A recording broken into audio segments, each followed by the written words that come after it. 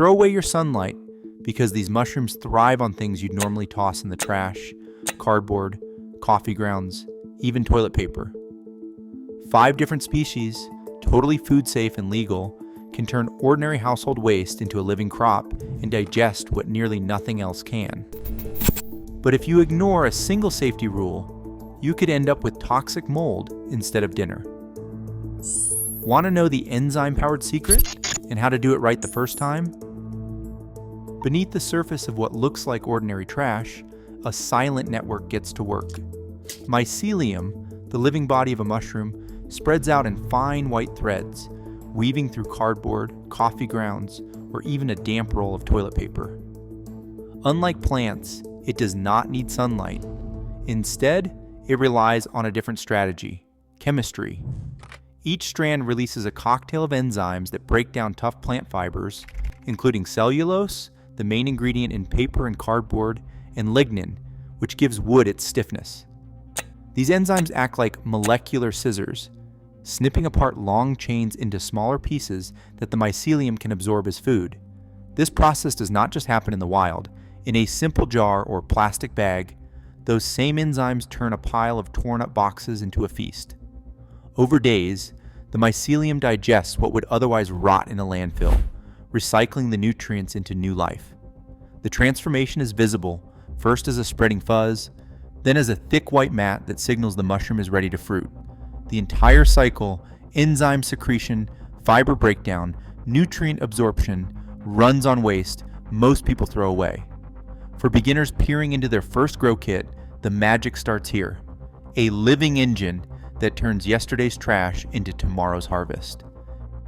Every successful mushroom grow starts with a single decision: what you put into your project.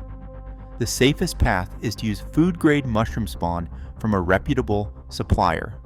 Spawn is simply grain or sawdust, already colonized by a known edible strain, never wild spores or mystery kits from questionable sources. Paul Stamets says, spawn quality is everything. Cardboard is mycelium's playground, but only with the right partner. Legal status is straightforward. Oyster, king oyster, lion's mane, pio, and reishi mushrooms are legal to grow at home for personal use in most places around the world. No permits, no special paperwork, just common sense. These species are recognized as safe foods and are not regulated like controlled or wild forage mushrooms. Still, always check local guidelines if you plan to sell your harvest, because commercial rules are stricter. Sanitation is non-negotiable. Clean hands, clean tools, and clean containers form the foundation of every grow.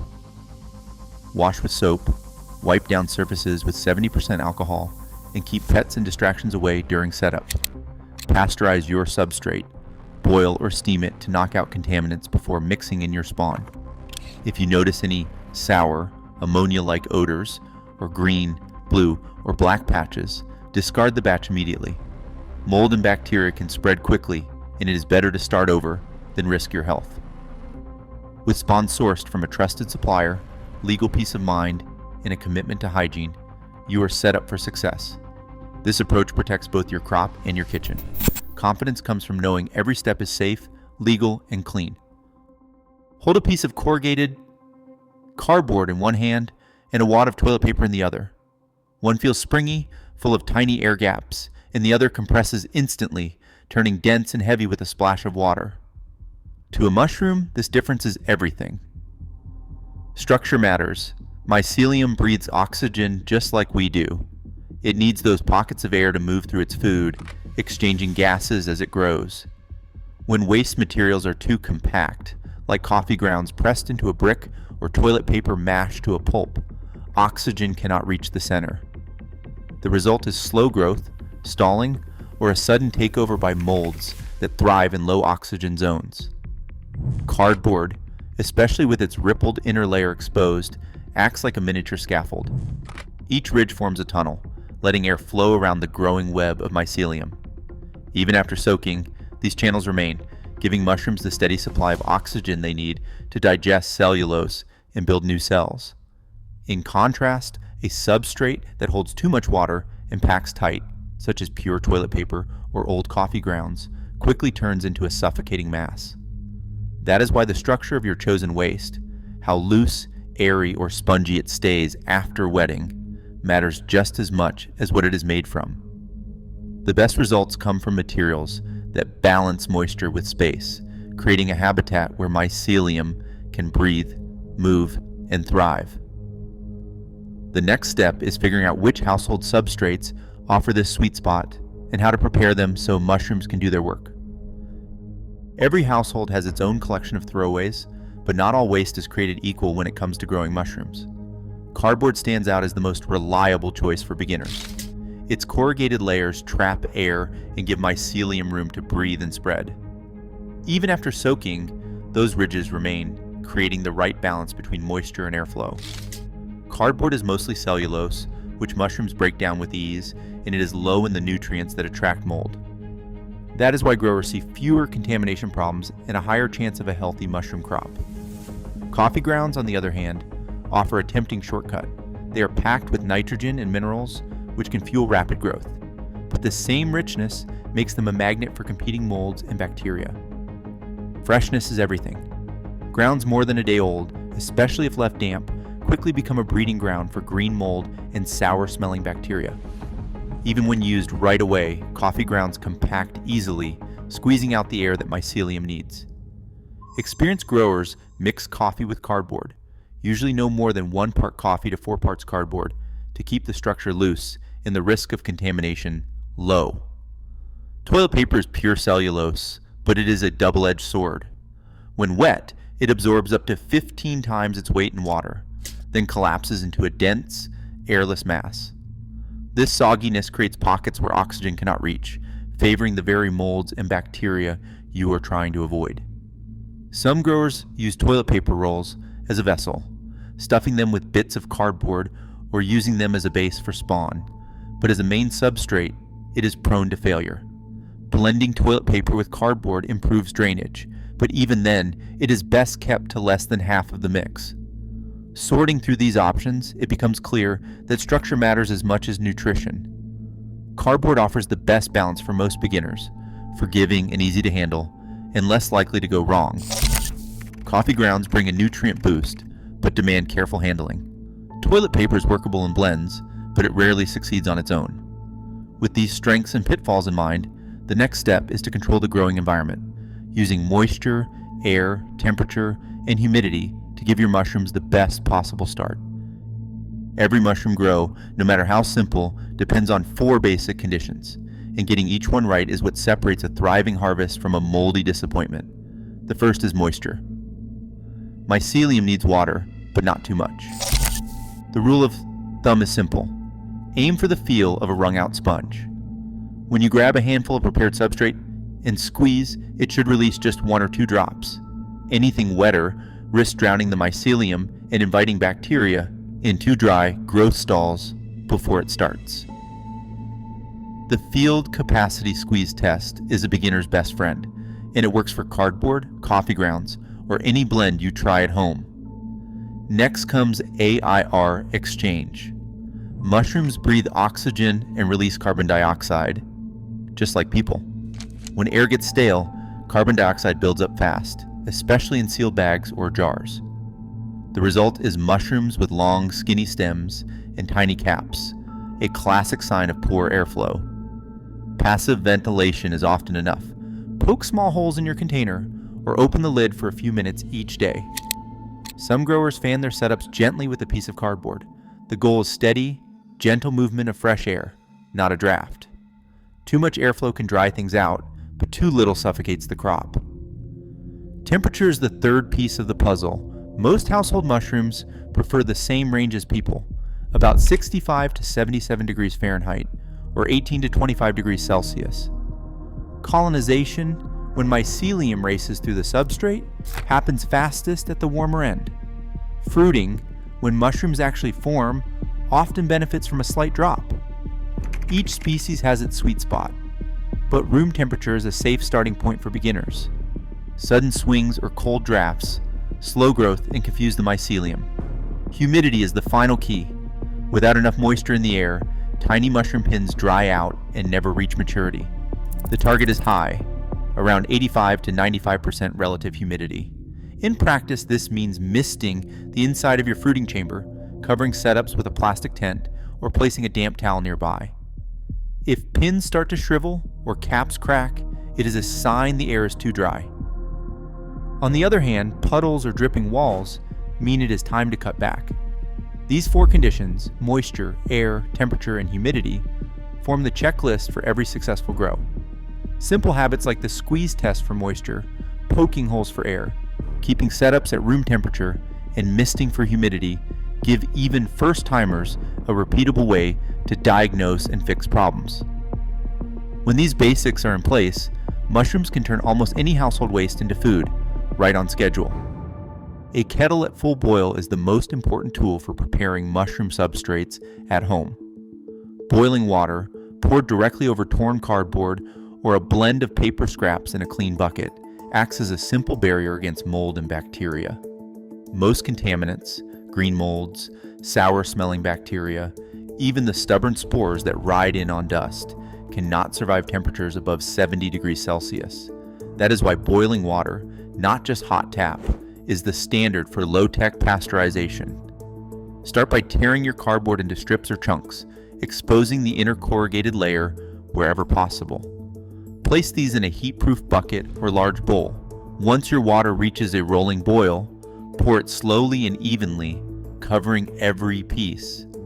Steam will rise and surfaces will soften, but the goal is saturation, not soup. Use a kitchen spoon or tongs to press the cardboard down, making sure every bit is soaked. After pouring, cover the container with a lid or a clean towel to trap the heat. Let it sit for at least 1 hour. 4 hours is even better. This window gives the heat time to penetrate, killing off nearly all competitors without damaging the cellulose fibers mushrooms rely on. Once the cardboard cools to room temperature, drain off any standing water. The squeeze test comes next. Grab a handful and squeeze firmly. If only a drop or two escapes, the moisture is just right. Too much water means a soggy, airless mass that invites trouble. Not enough, and the mycelium stalls before it even starts.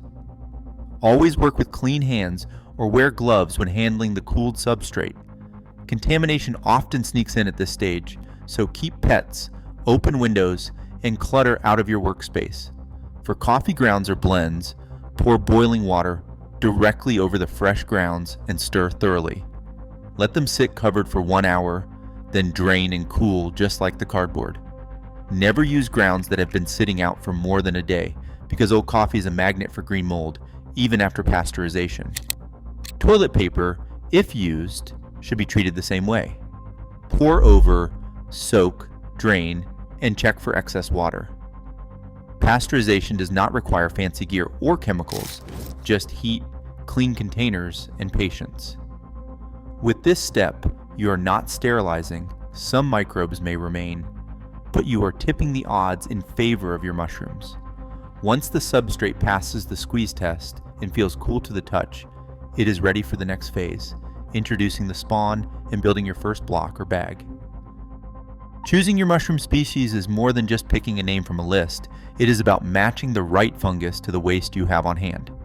Oyster mushrooms, especially the classic pearl and blue varieties, claim the top spot for beginners. Their mycelium races through cardboard, colonizing the entire surface in as little as 7 to 14 days. They are not picky. A simple stack of damp, pasteurized cardboard with 10% oyster spawn by volume is enough to launch a reliable grow. For those ready to experiment, add a handful of fresh coffee grounds, no more than 1 part coffee to 4 parts cardboard, to boost nutrients without tipping the balance toward mold. King oyster mushrooms offer a meatier payoff, but they prefer a blend of cardboard layered with a bit of hardwood pellet or sawdust. Lion's mane, with its shaggy white spines, thrives best on hardwood blends, but will tolerate some cardboard.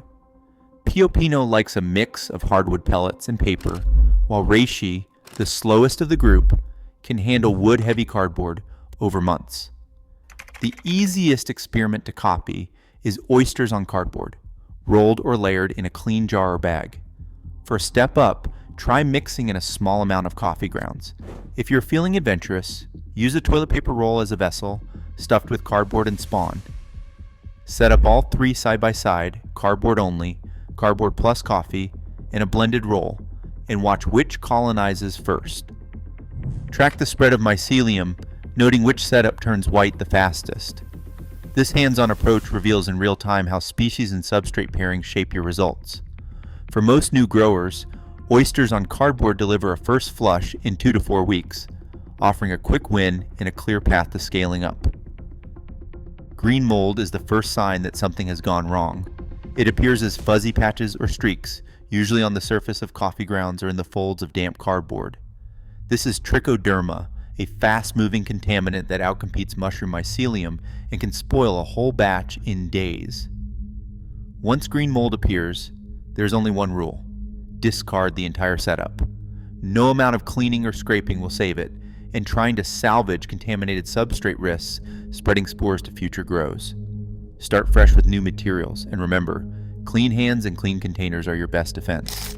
Long, skinny stems with tiny caps are another common issue. This is a textbook sign of CO2 buildup. Mushrooms breathe in oxygen and give off CO2, but in a sealed jar or bag, stale air quickly accumulates. The fix is simple: increase fresh air exchange. Poke extra holes in your container, open the lid for a few minutes each day, or gently fan the setup with a piece of cardboard. Just a little more airflow encourages mushrooms to form plump, healthy caps instead of reaching for non-existent fresh air. Sometimes pins, the tiny beginnings of mushrooms, stall and fail to grow. This almost always points to dry air. Mycelium needs high humidity to trigger fruiting and keep pins from drying out. Mist the inside of your fruiting chamber daily, or drape a loose plastic tent over the container to trap moisture. If pins still refuse to grow, check for drafts or sudden temperature changes and adjust as needed. Every failed batch is a lesson. As one grower put it, contamination taught me more than any success ever did.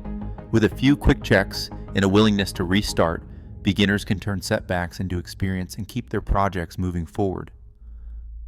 Right now, over 30% of household waste is paper, cardboard, and coffee grounds, most bound for landfill.